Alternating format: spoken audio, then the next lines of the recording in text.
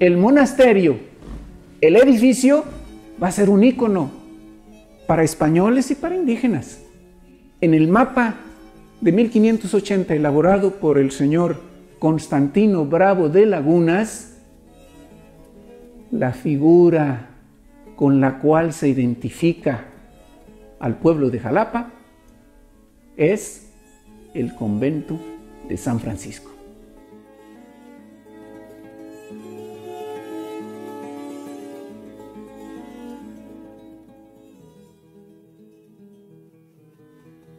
Y debió haber causado tal admiración que va a ser representado de gran tamaño frente a los pueblos circunvecinos a Jalapa. Por supuesto tenía un templo con su capilla de terceros que era propia de todos los templos franciscanos, y a un lado del templo, que era con una sola torre, por supuesto, muy austero como eran todos los templos franciscanos, o sea, no tiene grandes decoraciones, ¿verdad? Tiene una sola torre que viene a sustituir la espadaña, que es para colocar básicamente las campanas, que eran características de todos los templos de esa época. Entonces esta torre la tiene en el lado sur, la tiene, ¿verdad?, hacia el sur, y hacia ese mismo lado de la torre se construye una gran galería que va a correr no solamente al lado del templo, por su costado sur, sino que también va a seguir un poco más hacia la parte poniente, hacia la zona de lo que hoy es la calle de JJ Herrera. Se dio la instrucción para trasladarse a Jalapa y construir el monasterio de San Francisco en este pueblo, pues va a causar un gran impacto entre la población de Jalapa y de su región. ¿Por qué causó ese impacto? Porque, en primer lugar, los franciscanos eran unos cuantos, no sabemos el número, pero no eran muchos, 2 o 3, ¿no? ¿Quiénes iban a construir ese convento? Pues los indígenas. Entonces, el impacto va a caer sobre los indígenas de Jalapa, sobre los pueblos indígenas de la región de Jalapa que tienen que colaborar en la construcción. Jilotepec era la sede del corregimiento, ahí vivía el corregidor.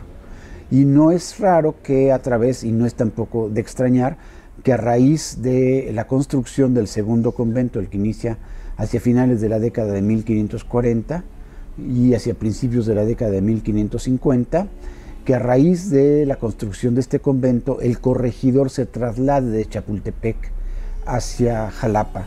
Esto es muy importante para Jalapa porque entonces ya no solamente se está convirtiendo en un lugar que es sede de las autoridades religiosas de la región, sino que también es sede de las autoridades civiles. El convento va a funcionar muy bien, incluso va a prosperar, ¿verdad? Porque está a la orilla del camino, etcétera, y pues la feligresía indígena y los españoles les dan de limosna dinero a los franciscanos, porque los franciscanos se opusieron a imponer diezmos a los pueblos indígenas. Pero sin eso, no era necesario que ellos explotaran, les caían por la misma prosperidad que iba alcanzando el pueblo de Jalapa, pues compartían la riqueza que iban acumulando españoles. Aparte de la atención a los enfermos en el hospital, los franciscanos tienen otra labor muy importante, que es la de la sepultura de los difuntos. Ellos tienen un panteón cerca del convento, ¿verdad?, en el cual, y en el mismo convento están colocando los restos de las personas más importantes de la región, lo cual les está garantizando, por supuesto, que tengan otro tipo de recursos, ¿no? Está garantizando el recurso de los de los familiares de los difuntos que les están procurando recursos por ello mismo. Entonces, el monasterio atrae a población y va a impulsar el desarrollo económico también, porque ellos también se van a beneficiar de eso. Y atrae la autoridad política. Entonces ya tenemos tres cosas otra vez: la demografía, la evangelización, el desarrollo económico y político del pueblo. Y de ahí, pues, nadie va a parar a Jalapa ya. Jalapa toma entonces la hegemonía como centro de toda una región en el estado de Veracruz, en el que entonces ya no era estado de Veracruz, por supuesto, era el obispado de Tlaxcala. Incluso vino un fraile, Tomás Geis, que era dominico, lo hospedan muy bien a él y a sus compañeros, y este nos dejó un cuadro de envidia. Critica a un franciscano que iba a visitar a un enfermo, que iba en una mula, que ya la quisiera él. Cómo iba bien vestido, con sus medias, sus calzas, etcétera, debajo del hábito franciscano. Y luego dice que en la noche, cuando les dieron de cenar, después de comer frugalmente, se pusieron a jugar baraja, ¿verdad? O sea, que hasta para eso los franciscanos tenían dinero.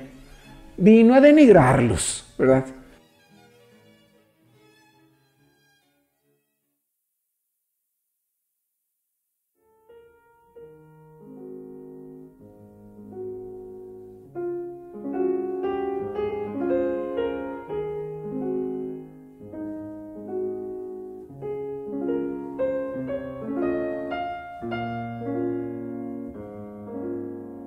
Cuando yo me encargo de abrir el ágora de la ciudad en 1978-79, él ya estaba trabajando la investigación por su cuenta del convento franciscano y se acercó al proyecto, que estábamos en el proyecto, para comentar, no, es que fíjate que aquí existió un convento de franciscanos que fue fundado en las fechas que tenemos ahora dadas, ya certificadas por varios historiadores, pero el tema fue que nadie lo hablaba.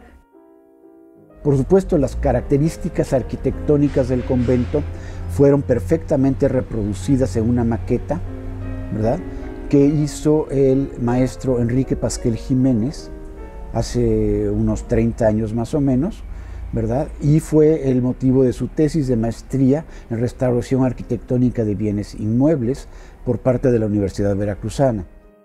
Era muy grato, era un hombre decente, muy bien educado. La familia Pasquel tenía una vieja tradición de gente buena, gente culta, y que aparte había, en estas familias también hubo hacendados. Entonces Enrique pues estudió en México ingeniería y tenía un despacho, se especializó en avalúos, era muy buen evaluador, muy decente, aparte como evaluador, pero pues como persona, y un apasionado de la historia, que yo creo que es una parte bonita, muy agradable, Enrique.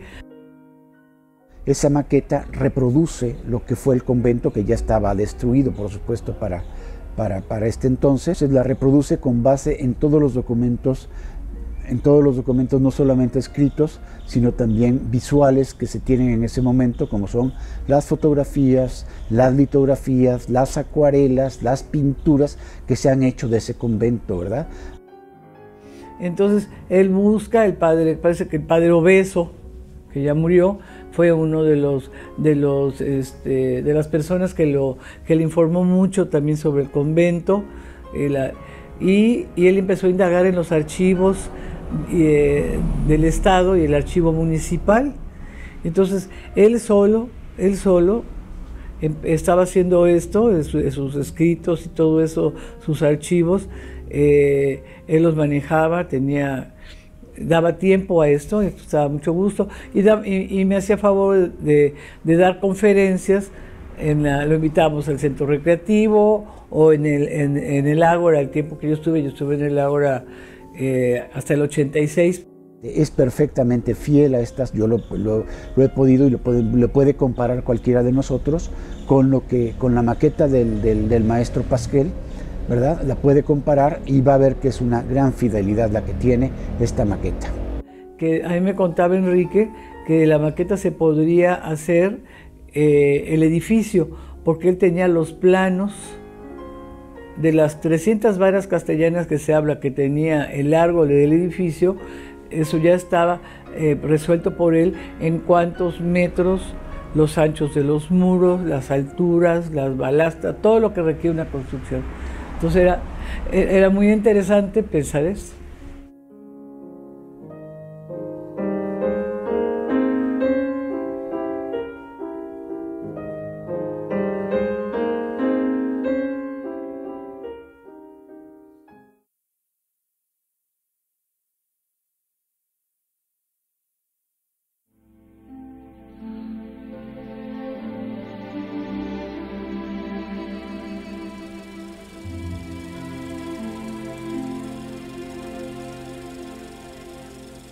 En 1973, el gobierno del estado, que estaba don Rafael Murillo Vidal, decidió que podían hacer un trazo para abreviar el paso entre Ávila Camacho y la entrada y el paso al oriente de la ciudad, atravesar el parque. Y entonces los ingenieros ahí muy reconocidos aquí en Jalapa era la familia Nachón. Entonces ellos hicieron la propuesta estructural para abrir el viaducto. Los arqueólogos, que había bien poquitos en esa época, los fundadores del mismo Museo de Antropología, que se preguntaban, bueno, ¿qué hay ahí adentro? Podemos ver. La excavación no fue arqueológica.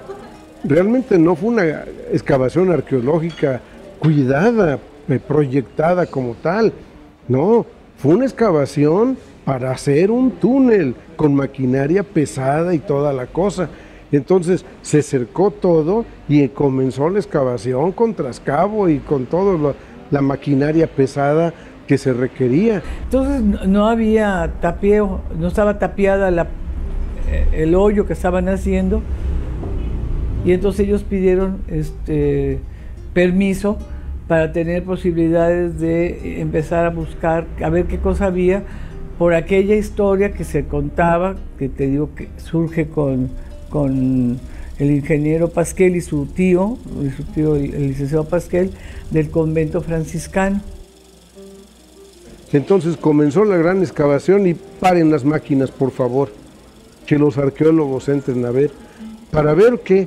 Bueno, pues hubo que cercar, sí, los de la obra cercaron, por supuesto, y se empezó a juntar la gente afuera de aquella barrera, ¿no?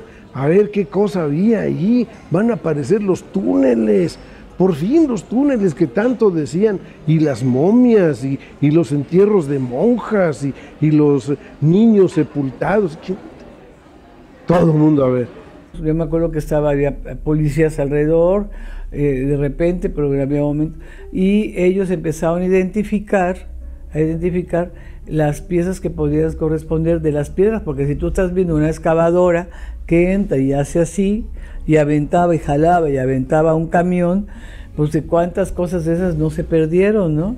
Sí, nos dimos cuenta que el convento, en la fábrica del convento, a pesar de sus muros tan anchos, tuvo muy poca cimentación, si acaso 1,20, 1 metro de profundidad, que encontramos parte de los cimientos, pero nada más eso, parte de los cimientos, a no ser que con la excavación y cuando la demolición hayan demolido hasta los cimientos. Eso sí ya no lo podemos saber.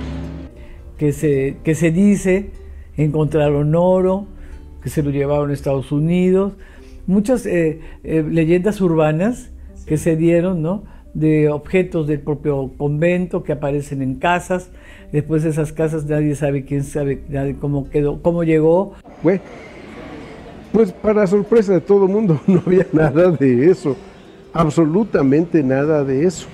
Había solamente escombros, piedras grandes en la parte más arriba. Cuando demolieron la fábrica, así se dice, la fábrica del edificio, gran parte del escombro quedó hasta abajo apisonado para servir de base al Parque Juárez, que si bien es cierto, no es una edificación, sí es una construcción que ameritaba mejorar el terreno.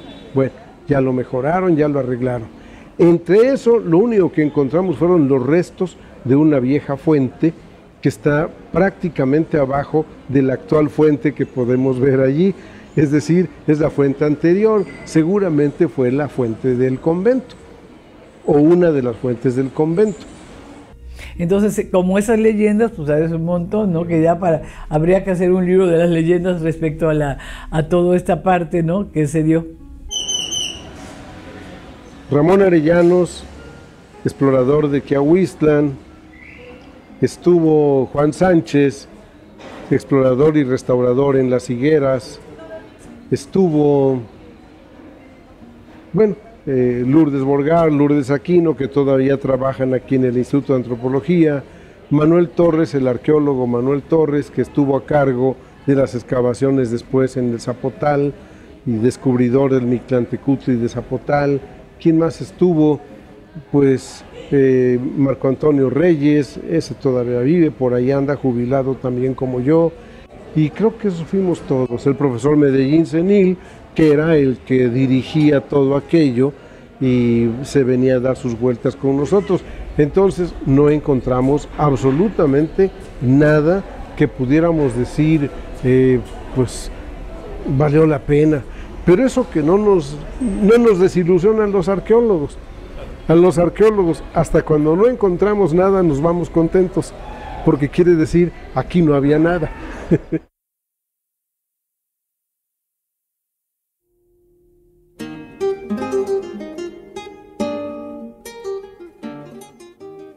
Para 1830 ya solo hay 2 religiosos, cuando en 1791 el señor Nieto encontró 10 frailes. Y en 1830 ya está muy deteriorado.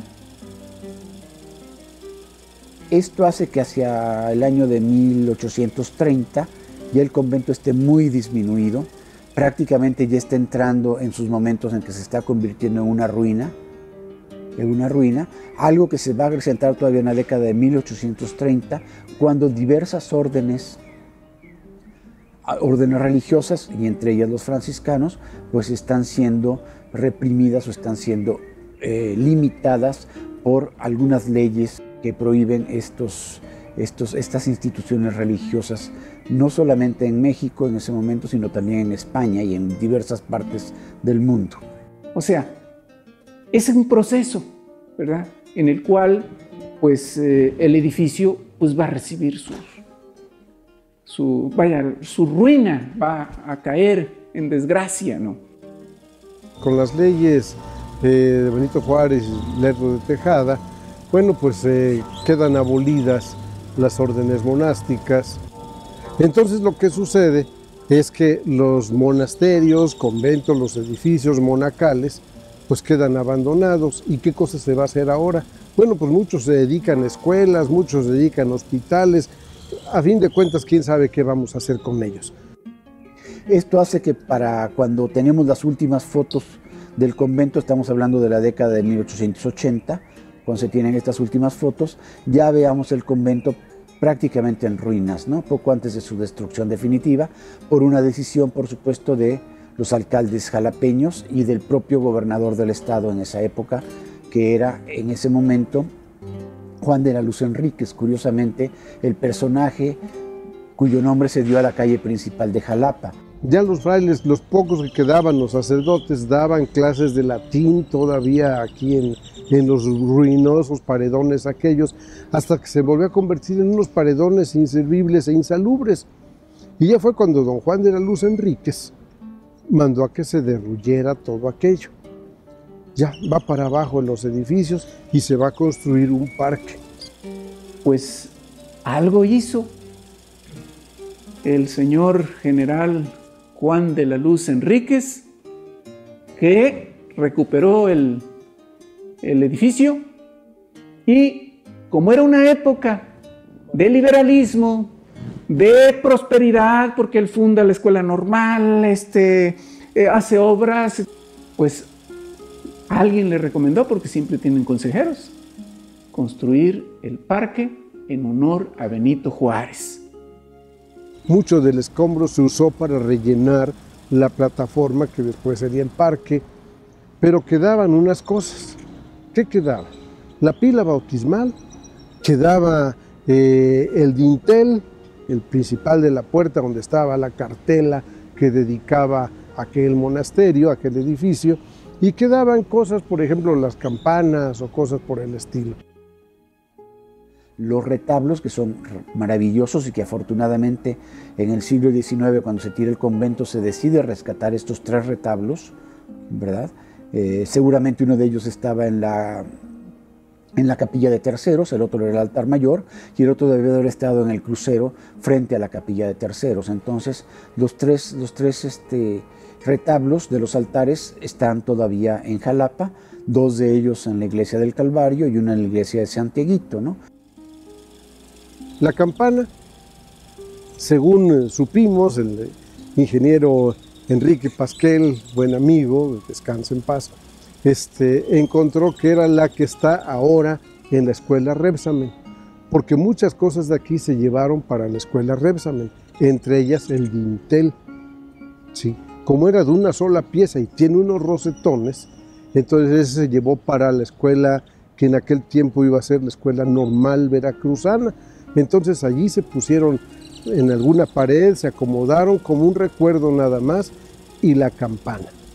Cuando la remodelaron la escuela Rebsamen allá como por 1900, ¿qué será? 60, una cosa así, la remodelaron la escuela Rebsamen, sacaron el dintel y se lo trajeron para acá.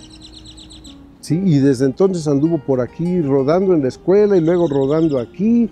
Nunca supimos dónde ponerlo y dónde acomodarlo realmente, junto con los rosetones. Parece ser que quien nos llevó al Museo de Antropología de Jalapa no es alguien conocido, pudo haber sido el maestro Enrique Pasquel, porque él siempre estuvo interesado en esto, ¿verdad? El maestro Enrique Pasquel me hizo saber que allí estaban cuando llegué como director. En el momento en que yo llegué como director, conocí al ingeniero Enrique Pasquel, estoy hablando del año de 1997, y el ingeniero Enrique Pasquel me habla de estos dinteles, y cuando voy caminando por los jardines del museo, pues veo que ahí están tirados, ¿no? Están muy llenos de musgo, están muy llenos de tierra, y decido rescatarlos. Pues hice una limpieza con unas brochas primero, y un poco de agua, ¿verdad? De agua corriente, porque ahí estaba muy mojado, estaba muy húmedo. Le hago una cédula que está basada en lo que dice allí, en la inscripción que tiene con letras góticas, a la cual pues debía ser una paleografía, se paleografiaron las letras góticas para que se pudieran entender, y entonces quedó exhibido en esta parte del museo durante algún tiempo. En el año de 1999, estoy hablando 2 años después, me entero de que hay un proyecto para remodelar el Ágora de la ciudad.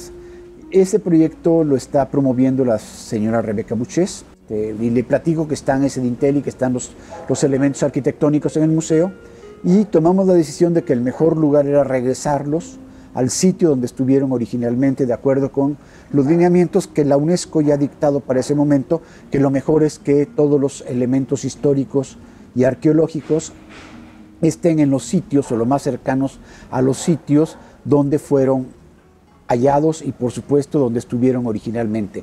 Pues a lo mejor aventuro mucho, pero creo que es el único caso donde se ha destruido el monasterio central de la ciudad. ¿Sí?